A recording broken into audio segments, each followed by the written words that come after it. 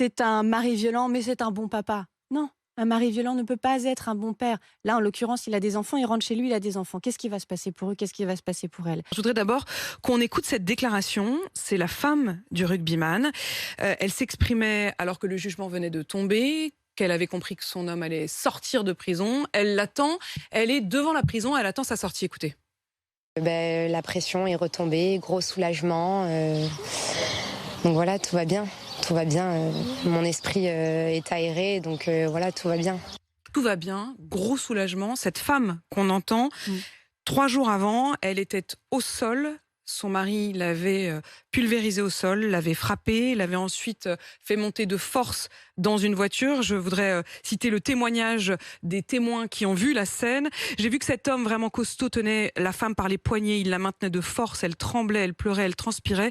Quand elle a pu se dégager un peu, que j'ai enfin pu croiser son regard, j'ai compris qu'elle était en panique. Voilà le témoignage d'une des femmes qui a vu la scène. C'est nos confrères de la Dépêche qui racontent cela. Cette femme, elle dit son soulagement.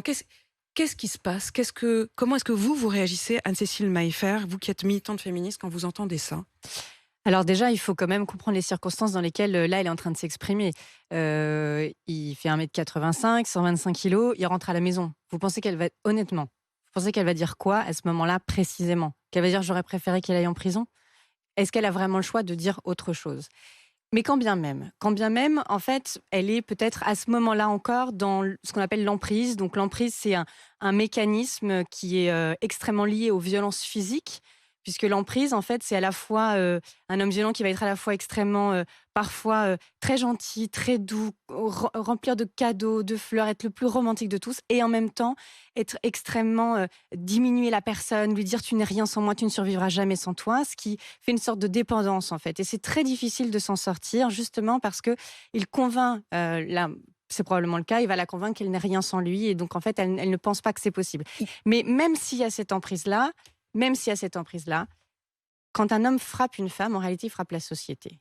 D'accord? Là, il contrevient aux lois de la République française. Donc, même si la dame, à ce moment-là, elle pense que c'est mieux s'il rentre à la maison, elle pense qu'elle ne peut pas survivre sans lui, la société, elle se doit de réagir. Et c'est Or, ce la que fait... société, là, c'est justement une des questions. Il y a 1000 questions qui se posent, mais la procureure de la République, lors du procès, Mm. a dit, j'ai vu une femme qui avait peur, j'ai vu une femme qui a refusé de voir un médecin, qui a refusé de porter plainte, mais qui a aussi témoigné le jour même lorsqu'elle a été interrogée par la police en disant « je n'ai pas crié trop fort parce que j'avais peur qu'il tape encore plus fort ».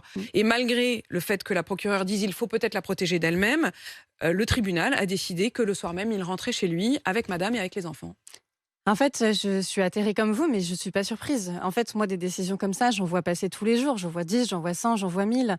Et d'ailleurs, ce qui me fait penser que ce n'est pas le problème de ce juge-là en particulier. On a un problème avec le système judiciaire, avec la manière dont on traite ces affaires-là. Encore trop souvent, j'entends c'est un mari violent, mais c'est un bon papa. Non, un mari violent ne peut pas être un bon père. Là, en l'occurrence, il a des enfants, il rentre chez lui, il a des enfants. Qu'est-ce qui va se passer pour eux? Qu'est-ce qui va se passer pour elle? On entend encore trop souvent c'est une affaire privée qui règle ça entre eux. Mais c'est à nous de... La société, elle doit la protection aussi à ses citoyens, et en particulier à ses citoyennes victimes de violences. On a encore trop souvent, dans les affaires de viol, par exemple, elle avait mis une jupe.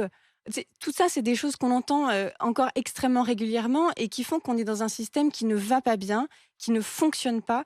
Et moi, j'en appelle d'ailleurs, du coup, au-delà de ce juge-là, au système, et en premier responsable de ce système judiciaire, évidemment, Éric Dupond-Moretti, à Emmanuel Macron. Anne-Cécile Maillefer, quand on remonte un peu toute cette histoire, il y a aussi la manière dont se justifie Mohamed Aouas. Lors du procès, il donne quasiment comme circonstance atténuante le fait que oui, mais bon, elle voulait travailler. Au fond, la scène, elle a lieu à la sortie de son travail. Il vient la chercher et il la trouve visiblement en train de fumer une cigarette avec ses copines. Oui, mais elle m'a menti, elle avait dit qu'elle ne fumait pas. Et puis plus globalement, elle avait des velléités de travail et de vie sociale. Ça ne faisait qu'un mois que cette femme travaillait. Jusqu'alors, elle s'occupait des enfants. Il n'a pas supporté, et c'est le mot de son avocat, le mot de l'avocat qui dit « Mon client n'a pas supporté qu'elle travaille ». C'est aussi ça la question de l'indépendance. On peut en France, aujourd'hui, en 2023, avoir des hommes qui disent « Oui, mais ma femme n'a pas à travailler ». C'est des hommes qui supportent pas de voir leur femme libre.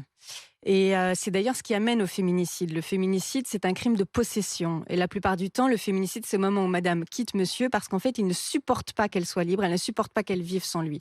Et donc, vous avez raison, c'est pour moi une circonstance aggravante parce que pour moi, ça qualifie bien que ça n'est pas un conflit, mais c'est bien une violence parce qu'il peut y avoir des conflits dans les couples. Mais la violence, c'est quoi? La violence, c'est ça, c'est justement aller bien au-delà d'un échange de verbal un peu houleux. C'est quand une personne est en situation de domination, il va contrôler sa vie. Est-ce qu'elle a le droit de fumer ou pas? Comment elle a le droit de s'habiller? Est-ce qu'elle a le droit de travailler? À quelle heure elle rentre? Comment elle, avec qui elle fréquente, etc. Et là, on voit vraiment qu'au contraire, on est sur une personnalité extrêmement dangereuse, une situation extrêmement dangereuse. Et c'est pour ça que c'est proprement hallucinant que le juge n'ait pas utilisé les autres outils qu'il a en sa possession, comme par exemple une mesure d'éloignement. On aurait très bien pu avoir une mesure d'éloignement. Pourquoi il ramène monsieur? Pourquoi il lui dit rentrez chez vous?